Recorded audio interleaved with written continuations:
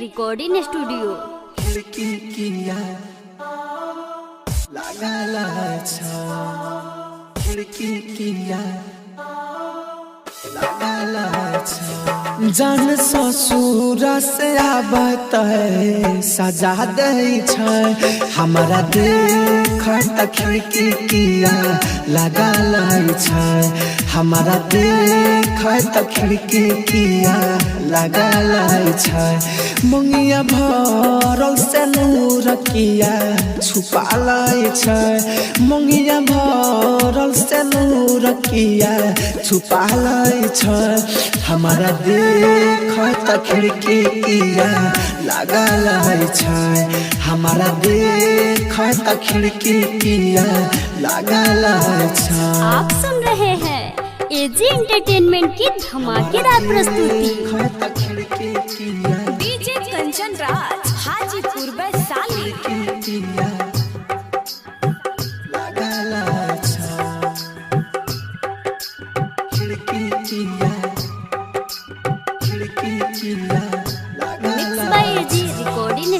जान हमारा रे ससुरा गेलई रे भुलाई के अब किया छुपाबै चेहरा ओहर चुनर सागाई के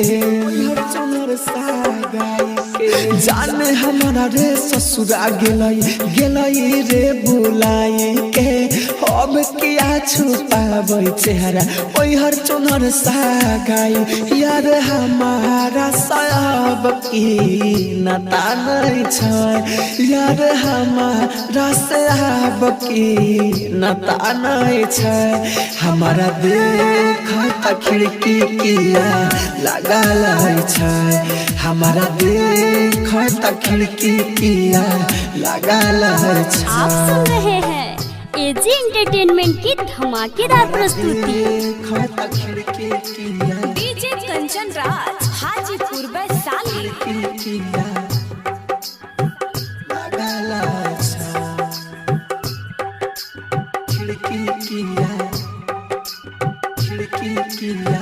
mix by AG recording studio. पहले खिलता धूप सगरी रोज हमके हंसाई के नजर उठा के देख हमारा आँख से नूर गिराई के पहले खिलता धूप सगरी रोज हमके हंसाई के नजर उठा के देख हमारा आँख से नूर गिराई राइटर संतोष राज के सजा दे अपन राहुल राजधानी के सजा दे हमारा देख खिड़की किया लगा हमारा देख खिड़की किया।